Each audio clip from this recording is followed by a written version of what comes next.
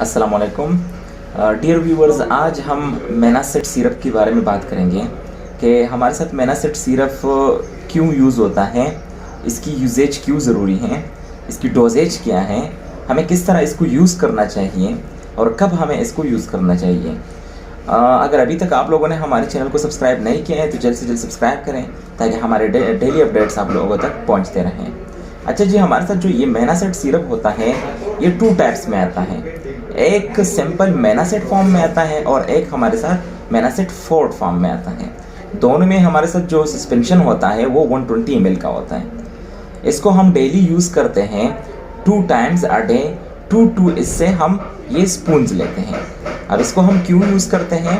सो जब कभी भी हमारे स्टमक को रिलीफ ना हो, जब कभी भी हमें हाइपर एसिडिटी हो, जब कभी भी हमें हार्ट बर्न हो, मतलब मैदे में जलन हो, या हमारे साथ गैस प्रेशर हो या फ्लैटुलेंस हो, मतलब गैस की जो प्रेशर हो वो अंदर महसूस हो रही हो, तो फिर हम यूज़ करते हैं मेनासेट सिरप को या मेनासेट फोर्ट को। अब मेनासेट फोर्ट में और मेनासेट में क्या फ़र्क है? सो इसमें सिर्फ और सिर्फ डोजेज का फ़र्क है। हमारे साथ ये जो मेनासेट होता है ये 3 चीज़ों की कम्बिनेशन होती है। एक इसमें हमारे साथ होती है एल्यूमिनियम हाइड्रोक्साइड, एक हमारे साथ होती है मैग्नीशियम हाइड्रोक्साइड और एक हमारे साथ होती है सिमिथिकोन। अब ये चीज़ें हमारे साथ मेनासेट में एक मकदार में होती है और मेनासेट फोर्ट में हमारे साथ दूसरी मकदार में होती है।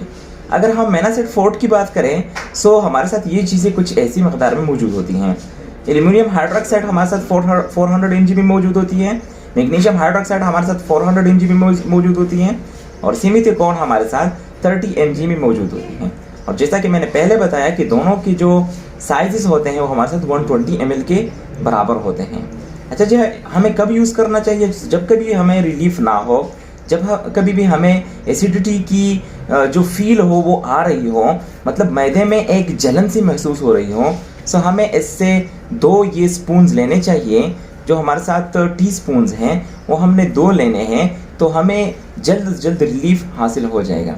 अब ये रिलीफ हमें किस तरह हासिल होता है? सो हमारे मैदे में जो एसिडिटी होती है ये उसको न्यूट्रलाइज करती हैं और मैदे की जो पीएच है उसको नॉर्मल की तरफ लेके आती हैं। सो एसिडिटी को ये कम करती हैं और मैदे की जो पीएच होती है, स्टमक की जो पीएच होती हैं उसको न्यूट्रलाइज करके हमें रिलीफ देती हैं। आई होप कि इस वीडियो से आप लोगों ने बहुत कुछ सीखा होगा। फिर भी अगर आप लोगों को कुछ भी मुश्किलात हैं तो आप नीचे कमेंट सेक्शन में पूछ सकते हैं। I hope you would like the video. Thank you for listening. Subscribe our channel.